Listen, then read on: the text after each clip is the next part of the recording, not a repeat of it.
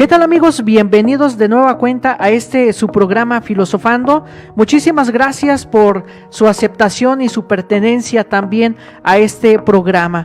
Y hoy también tenemos un gran programa muy importante, muy interesante, y vamos a abordar uno de los segundos filósofos de la naturaleza, que es Anaximandro de Mileto. Muchos lo conocen como Anaximandro de Mileto.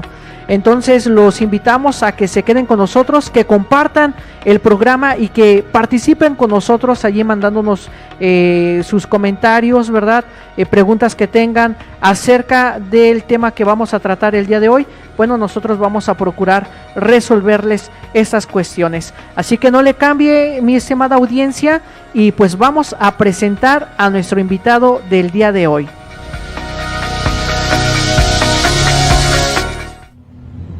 En el programa de hoy nos acompaña el licenciado Carlos Alfredo Salas Zamora. Dentro de su formación académica tenemos que cuenta con la licenciatura en Filosofía por el Ateneo Educativo de Formación Integral. Así también ha participado de los diversos cursos como Ortografía Esencial, La Ética, el Ser Humano y la Ciencia, curso de Derechos Humanos y Mediación. Además ha participado como ponente en el primer Simposio Internacional de Filosofía Aristóteles Vivo, con la ponencia La actualidad de la filosofía. También ha sido miembro del comité organizador, ponente y moderador en el primer Simposio Regional de Estética a 300 años del nacimiento de Alexander Baumgarten. Así que démosle la más cordial bienvenida al licenciado Carlos Alfredo Salas Zamora. Bueno, pues aquí tenemos a nuestro gran invitado. Carlos, pues bienvenidos a este espacio de Filosofando. Muchísimas gracias, Jorge, por la invitación. Buenas tardes al auditorio. El día de hoy vamos a compartir un poco del pensamiento de Anaximandro de Mileto, un gran filósofo, discípulo de Tales de Mileto. Y bueno, gracias. Pues muchísimas gracias por aceptarnos la invitación, ¿verdad? Esperamos contar muchas más veces, más ocasiones contigo, ¿verdad? Aquí que nos compartiendo pues este espacio para toda nuestra audiencia. Bueno, pues ¿qué te parece si vamos a dar unos datos biográficos y algunas cositas sencillitas de quién fue Anaximandro, ¿verdad? Bueno, según algunos autores, ¿verdad? Señalan que Anaximandro fue hijo de Praxíades y también fue conciudadano, ya lo había mencionado aquí Carlos, de Tales de Mileto, ¿verdad? Se le consideraba como uno de los discípulos, y hay que recordar que la escuela Milesia, como habíamos mencionado en el programa anterior, era nombrada escuela por esta relación que se tenía entre maestro y discípulo, ¿verdad? Aquí no existía nada de esto de alumnos, de estudiante, aquí prácticamente pues era el ser discípulos, ¿verdad? Y maestros. Obviamente que el discípulo pues era aquel que seguía a un maestro. Bueno, tenemos también que con Anaximandro fue uno de los primeros que dejó escritos que nos acercan un poquito a su referencia, aunque no se tienen completos. Tenemos que se le atribuyen las siguientes obras, como Sobre la naturaleza, El circuito de la Tierra, Sobre las estrellas fijas y Sobre la esfera celeste, ¿verdad? Estos 4 escritos que hablan prácticamente acerca del arjé de la physis o el origen de la naturaleza, como ya habíamos hecho referencia en el programa anterior. Y dentro de su aspecto científico, tenemos que desarrolla el gnomon, ¿verdad? ¿Qué va a ser el gnomon? Bueno, pues es una tablilla, ¿verdad?, que se utiliza para medir el tiempo, algo así como si fuera un reloj solar, ¿verdad? Algo parecido como si fuera a este reloj solar. Y también aquí dibuja el primer planisferio, por decirlo de alguna manera, que sobre una tablilla donde el cual dibuja la Tierra, a como ellos la consideraban que era en su tiempo. Hay que recordar que aquí todavía no existía nada de esto de los satélites y fotografías en tercera dimensión, ¿verdad? Para ver ya el mundo, el universo como hoy en día lo conocemos, sino simplemente a la cartografía que ellos consideraban y que de alguna manera los comerciantes, estos navegantes, pues daban señales, ¿verdad?, de los continentes o de los países que estaban en ese momento y que considera prácticamente a Europa, Asia y a Libia, ¿verdad? Eran las 3 regiones más importantes que se conocían prácticamente en ese momento. Así que, mi estimado Carlos, pues tenemos un personaje muy interesante, ¿verdad?, a abordar el día de hoy, a pesar de que se conoce muy poco, ¿no?, de nuestro personaje. Así es, mi estimado. Anaximandro, discípulo de Tales de Mileto, como bien ya lo mencionabas en la introducción, va a ser probablemente el filósofo de la naturaleza más importante. Ya iremos desarrollando la idea a lo largo del programa. Su maestro, Tales de Mileto, creía que el arjé de las cosas o el principio originario de las cosas era el agua. Así es. Sin embargo, algo que a mí me llama mucho la atención y a los historiadores de la filosofía también, es que Anaximandro ya de alguna manera él acuña o en él se encuentran indicios. La razón de él sí hay fragmentos, de Tales de Mileto no hay obra, no hay ningún fragmento que se le recuerde. Caso contrario, Anaximandro sí. Incluso lo llegaron a comentar los grandes filósofos de la antigüedad y también los filósofos contemporáneos.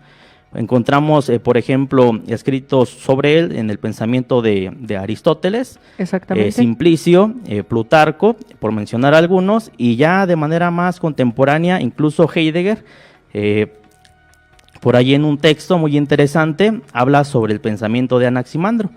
Y cómo no, si el pensamiento de este autor de verdad trasciende en el sentido de qué es lo que buscaban los filósofos presocráticos o los filósofos de la naturaleza en la antigüedad.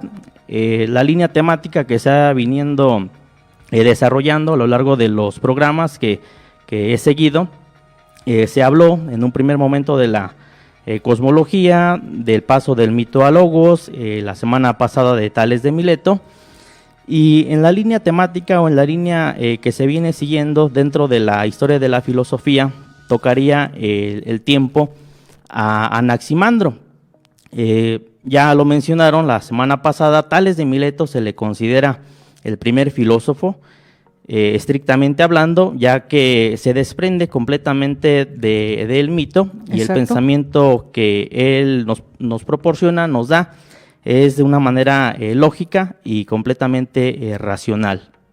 Fíjate que otro dato curioso que tenemos es que con Anaximandro, en esta respuesta de dar origen a la naturaleza, creo que es uno de los primeros filósofos que tiene un pensamiento más abstracto, ¿no? Ya más adelante lo vamos a mencionar en este tema de la cosmología de Anaximandro, pero es uno de los primeros filósofos que tiene este aspecto de pensamiento abstracto, ¿no? Que no hace referencia a un elemento material, sino que hace referencia a un elemento más intelectual, más desarrollado, más analizado, un poquito más reflexivo, y que prácticamente este elemento no es comprobado materialmente, sino que más bien es comprobado a la luz de la razón. ¿No es así, Carlos?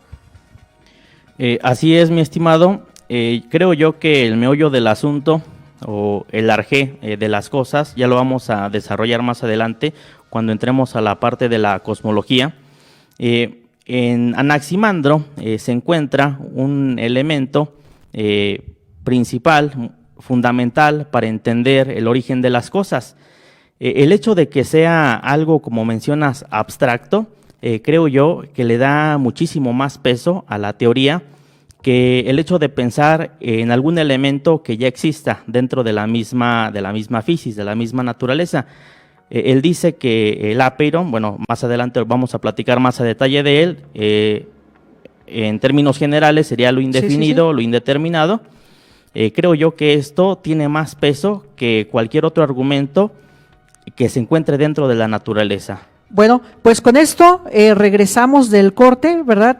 Hablando ya precisamente de su arjé de la fisis, que es el apeirón. Así que vamos a una pausa, regresamos, no le cambie, comparta por favor en sus redes sociales este programa. Regresamos.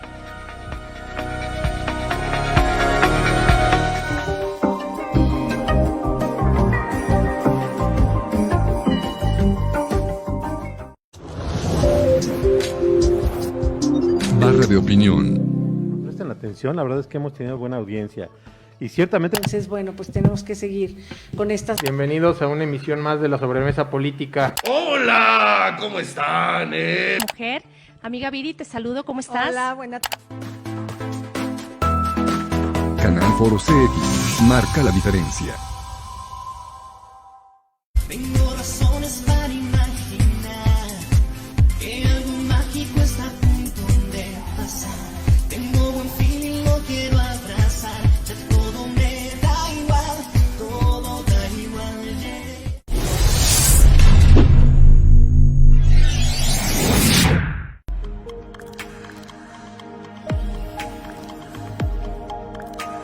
Canal Foro CX marca la diferencia. Produce tu contenido audiovisual con nosotros. Transmisión en streaming, logotipos y anuncios. Formato de televisión con creatividad e innovación. Aquí, en Canal Foro CX.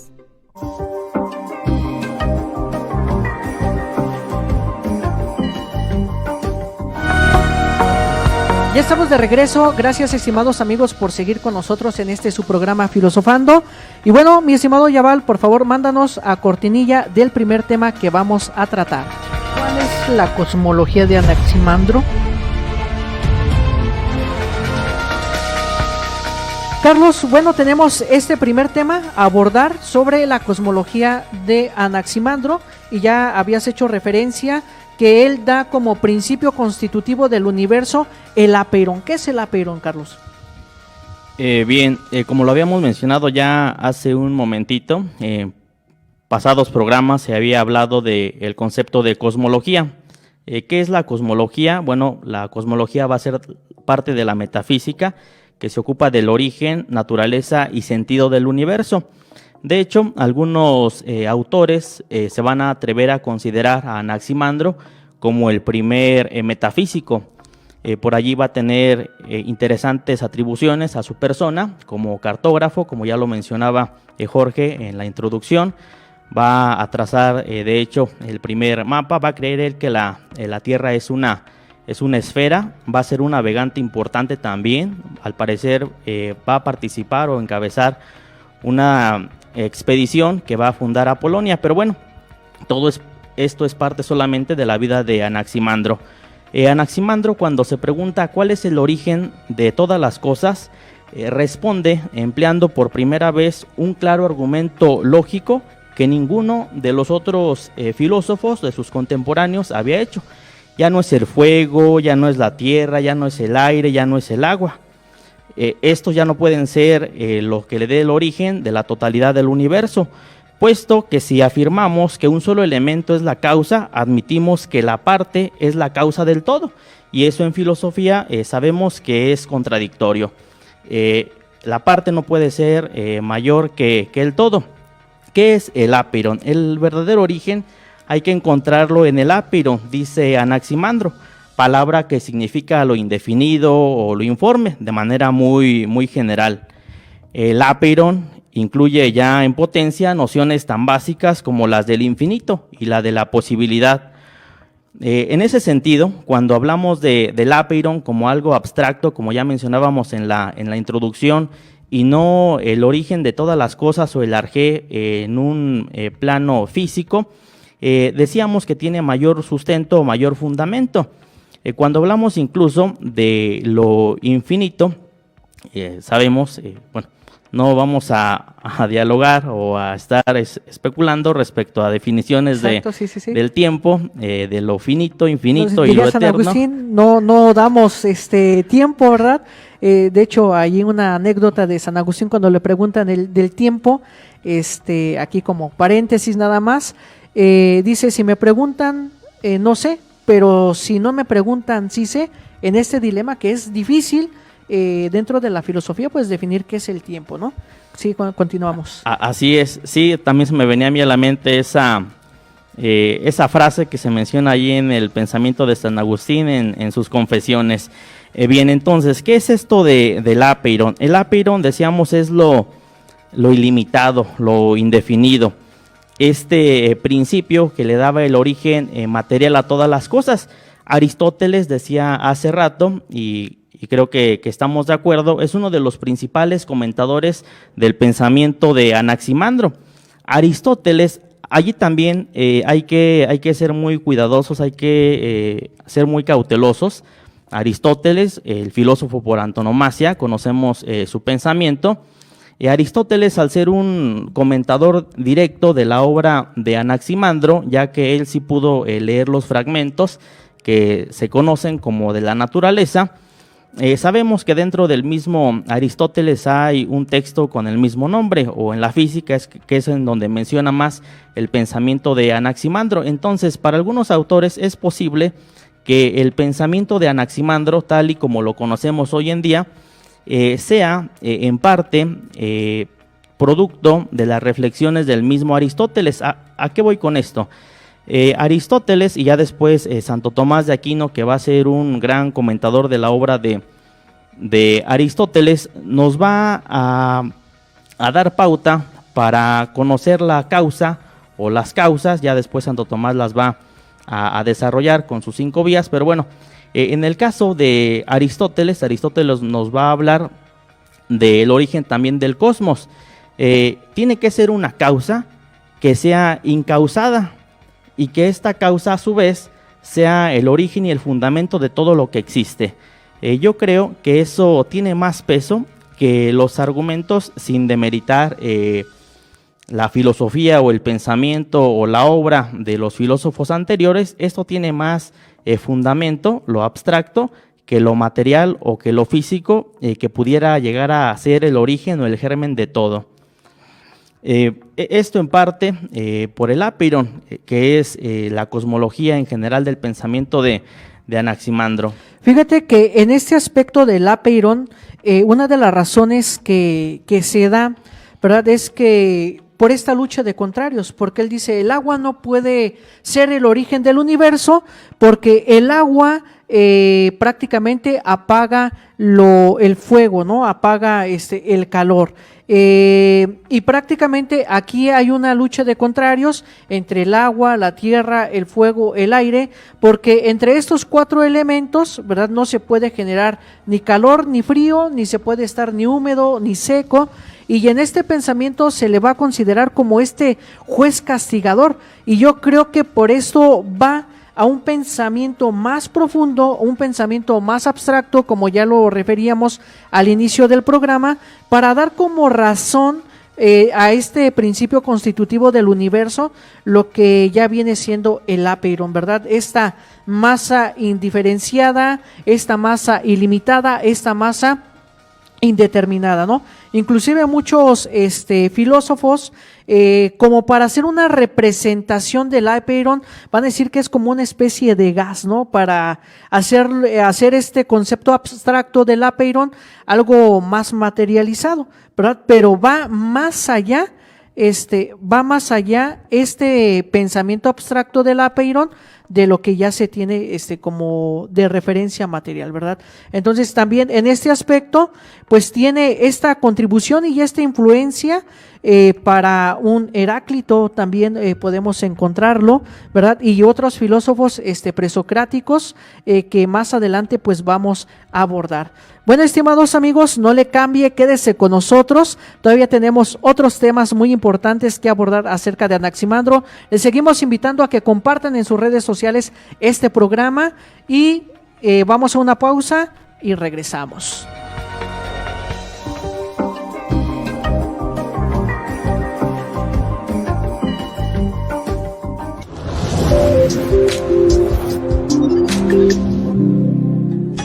que a nadie le ruego.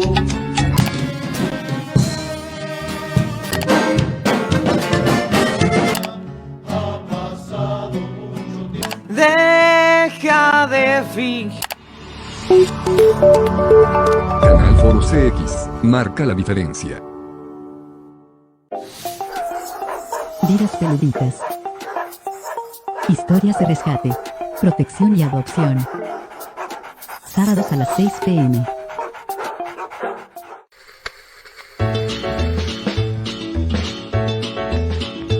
Canal Foro CX, marca la diferencia.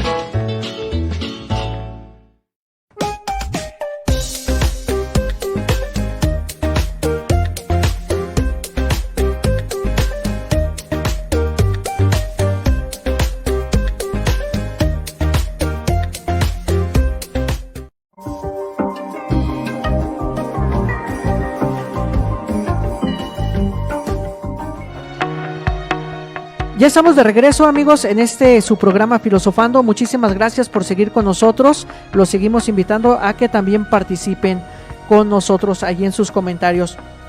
Y bueno, vamos a entrar a nuestro segundo tema. Entonces, enviamos a cortinilla, por favor, para que nos... ¿Cuál es el concepto de alma en Anaximandro? Bueno, aquí tenemos otro tema muy interesante en este discernir de la filosofía, tratando de buscar pues el origen de todo, ¿verdad? Sobre todo aquí vamos a ver dos temas importantes en toda esta filosofía de la naturaleza y a lo largo de la historia de la filosofía. Tratamos de descubrir, ¿verdad? Desde esta filosofía primera o esta infancia de la filosofía, cuál es el origen del universo, ¿verdad? Pero con ello va otro elemento muy importante que el propio filósofo quiere dar a conocer.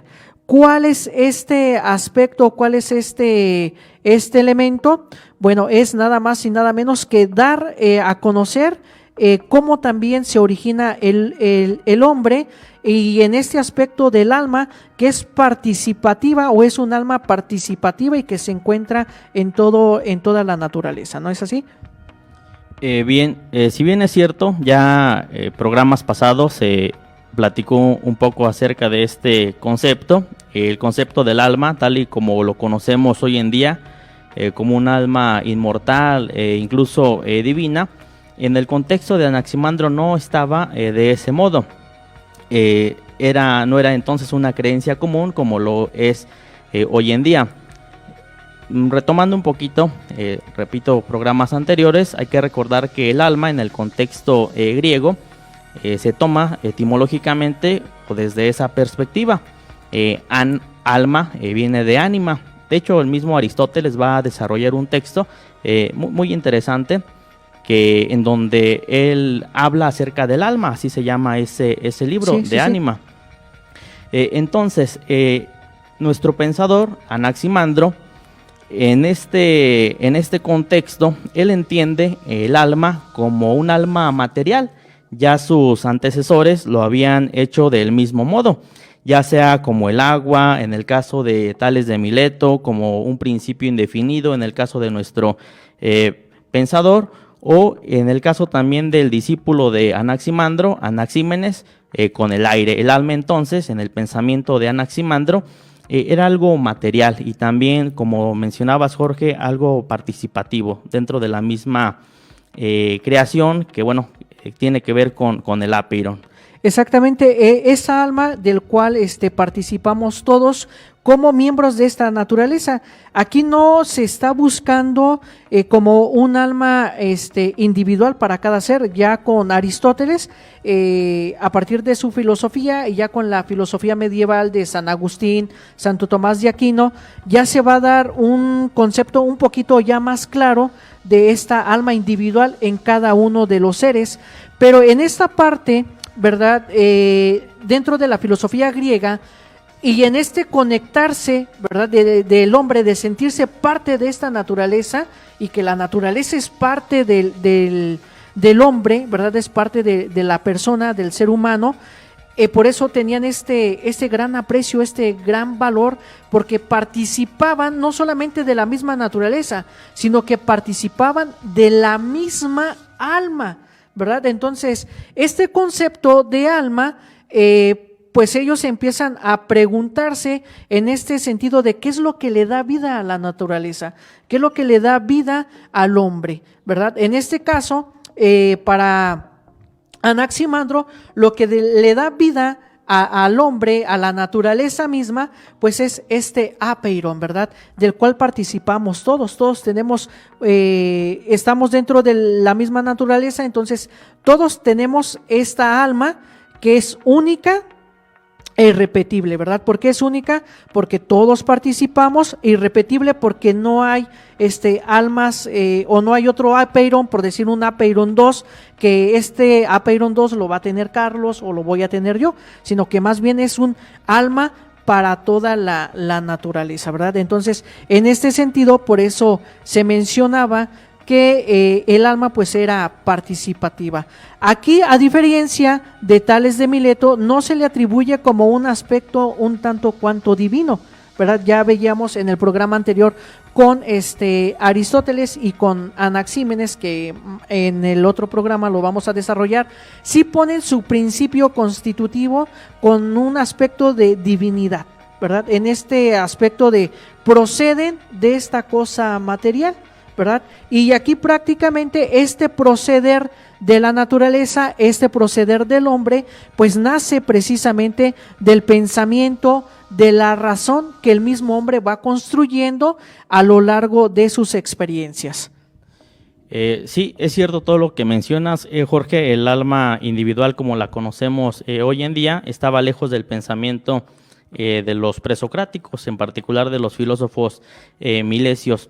Es importante también mencionar que en el caso de Anaximandro, el apeiron, al ser el principio de los seres y es indefinido, las cosas perecen en lo mismo que les dio el ser, según la necesidad, como ya lo mencionaba hace un momentito Jorge, y es que se dan mutuamente justa retribución por su injusticia. El término justicia en el pensamiento griego, ya desde el pensamiento homérico, es sumamente importante. Justicia e injusticia, dice Anaximandro, se dan en el tiempo, es eterno y nunca envejece. Esto es muy importante, ya que el apeiron, al ser inmortal e indestructible, lo abarca todo y todo lo gobierna. Pero en esa misma retribución, en esa misma justicia, creación, viene la injusticia, la destrucción, pero una destrucción que, como lo decías tú, lo abarca todo y sigue creando. Por eso el apeiron, dentro del concepto del alma o en el pensamiento del autor que nos ocupa, es muy importante. Parece incluso contradictorio porque es eso, es una contradicción, el apeiron en sí mismo, pero esa contradicción misma es la que le da la cualidad existente a los demás entes. Exactamente, por eso mencionábamos un poquito este aspecto de la lucha de contrarios, ¿verdad?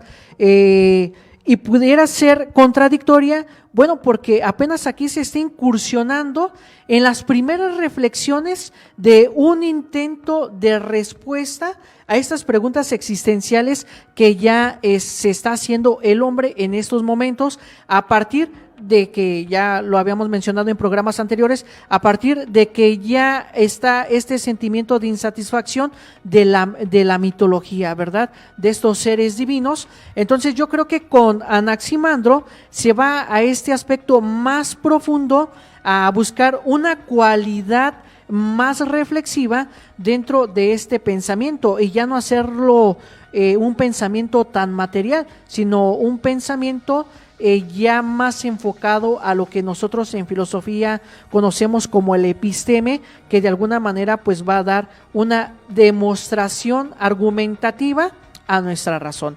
Bueno, amigos, pues no le cambie, quédese con nosotros, vamos a una pausa, enseguida regresamos.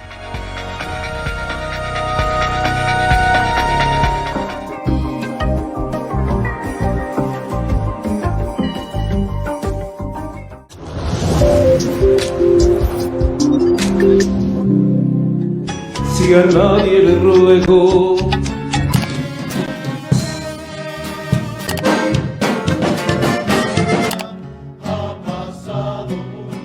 Deja de fingir. Canal Foro CX, marca la diferencia. Vidas peluditas. Historias de rescate, protección y adopción. Sábados a las 6 p.m.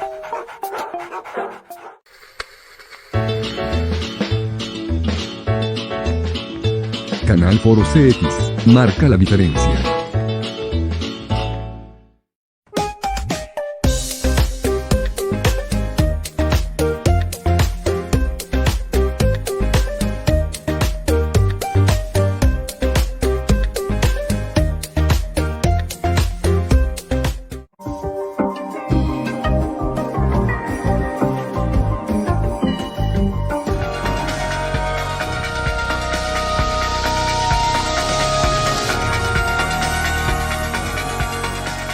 Bueno, pues ya estamos de regreso con nuestro tercer tema de este programa Su Filosofando. Y bueno, es un tema también interesante que aquí, como ya hacíamos referencia en los bloques anteriores, se empieza a dar preguntar por la existencia y el origen del hombre, que prácticamente en filosofía se le considera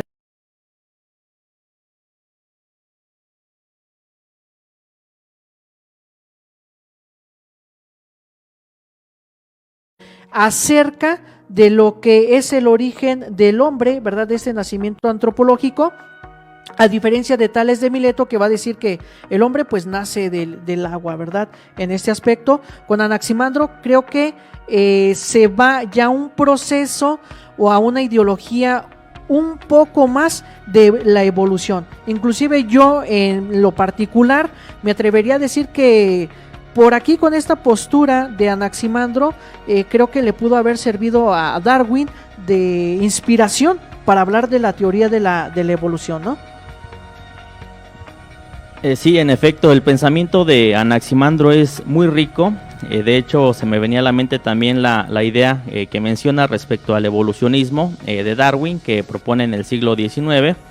El mismo Anaximandro ya había propuesto algo similar, que es la línea que vamos a desarrollar en este apartado.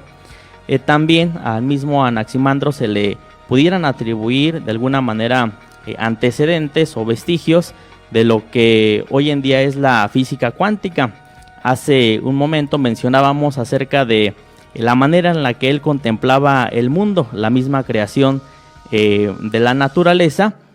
Y bueno, él creía, o se tiene la idea, al menos sus comentaristas le atribuyen eso, Diógenes de Laercio, Simplicio, Aristóteles mismo, le atribuyen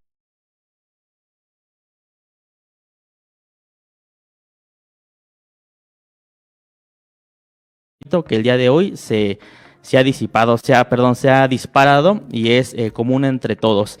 El evolucionismo es un tema muy, muy importante en el pensamiento de la historia de la humanidad, todo lo que aporta Darwin, pero el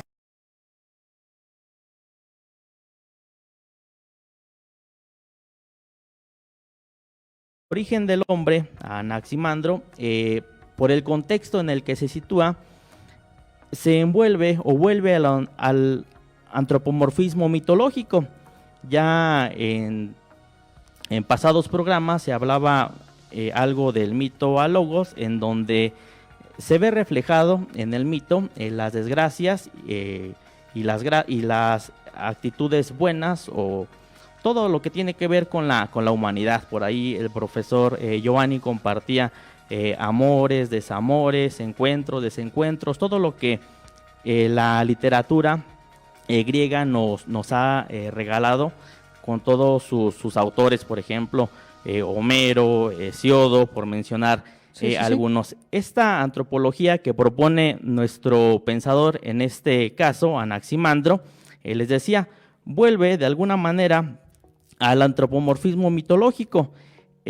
Anaximandro es el primero en advertir que la ley y el orden que se deriva de ella no son propios del hombre, sino que el mundo físico no puede prescindir de ellos, igual que la ciudad humana.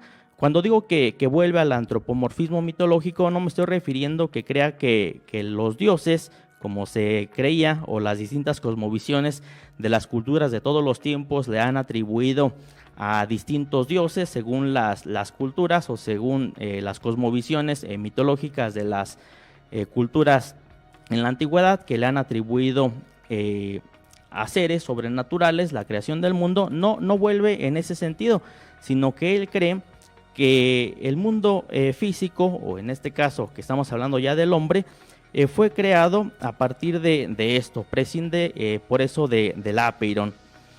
Un autor nos informa que Anaximandro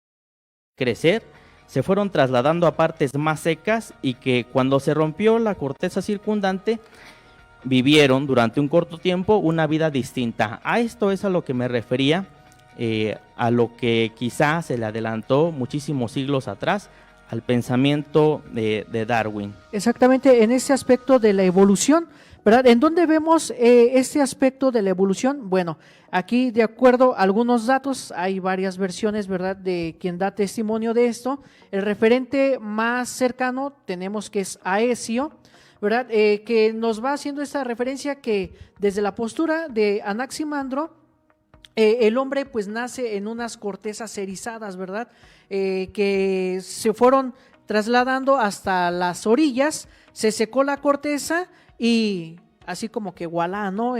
Nació una especie diferente, ¿verdad? Que en este caso, bueno, pues es el hombre, y así lo va a señalar, una especie diferente, y que más adelante Fernando Savater, si no mal recuerdo, en Ética para Amador, va a decir también que el hombre necesita de una educación diferente porque es una especie distinta a lo que ya existe en la naturaleza, ¿verdad? Entonces, en este aspecto de decir el hombre viene de esto y llega a tal elemento y nace de aquí, desde esta postura filosófica, y vuelvo a repetir desde mi perspectiva, creo yo que ya se está hablando de este evolucionismo, ¿verdad?, que ya más adelante perfecciona Darwin, ya con todos estos estudios que él de alguna manera desarrolla. Pero aquí prácticamente vamos viendo claro que el hombre es una especie distinta, y que al ser una especie distinta, pues obviamente como que su misión en el mundo, la misión que va a tener el hombre en la naturaleza, pues va a ser diferente, ¿no? Inclusive los mismos filósofos se van a considerar privilegiados porque se van a considerar esta especie distinta en el sentido, en el aspecto de que van a desarrollar el pensamiento y van a explicar un poco lo que viene siendo la construcción del conocimiento, ¿no? Así es, como bien mencionabas, es posible o es plausible la idea de, ya como nosotros la conocemos o al entendimiento que tenemos del evolucionismo en el pensamiento de Anaximandro.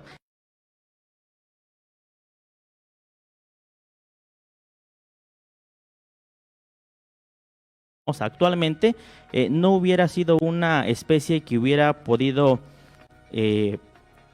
continuar, subsistir, ya que lo vemos, por ejemplo, en la misma naturaleza, cuando nacen los bebés por sí mismos y los dejas a la naturaleza o a su suerte, perecen. Entonces sí es plausible o sí es de alguna manera interesante el pensamiento de Anaximandro respecto a la antropología o el origen del hombre, de esta manera en la que se fue dando de manera gradual hasta llegar a ser lo que es hoy en día y posicionarse de alguna manera como el ser que tiene esta característica distinta a la de los demás seres, la parte racional.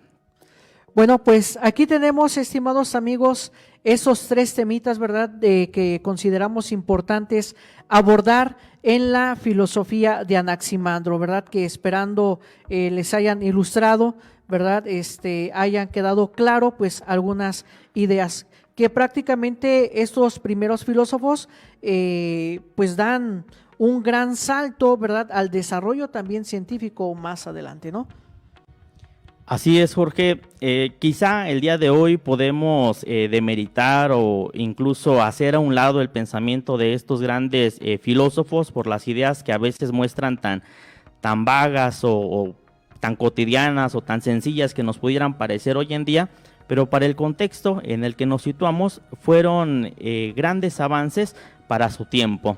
El día de hoy creo yo que deberíamos de retornar a esas ideas o esos ideales que tuvieron los filósofos de la antigüedad, que son las características principales de la filosofía: el preguntarse, el dudar, el tener una visión totalizadora de las cosas, para así de alguna manera darle respuesta a sus principales interrogantes, que las de nuestro tiempo son las mismas que las de los hombres de todos los tiempos.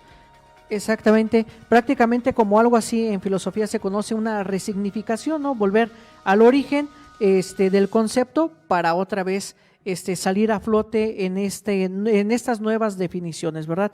Bueno, mi estimado Carlos, pues muchísimas gracias por aceptarnos la invitación de participar en este programa de Filosofando. Espero que te la hayas pasado muy bien y pues esperamos, ¿verdad? Próximo.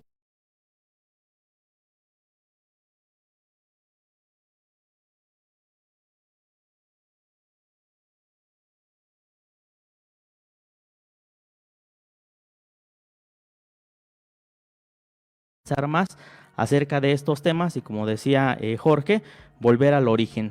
Creo que eso le resignificaría, como él menciona, algo que a la humanidad o la existencia misma del hombre en la actualidad nos está faltando pensar.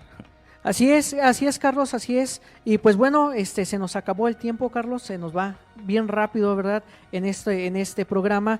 Y pues agradecer a toda la audiencia, ¿verdad? A aquellos que nos estuvieron viendo en vivo, les mandamos un cordial saludo. Y ya saben que el próximo jueves, en punto de las 6 de la tarde, usted y yo tenemos otra cita aquí en su programa Filosofando. Hasta la próxima.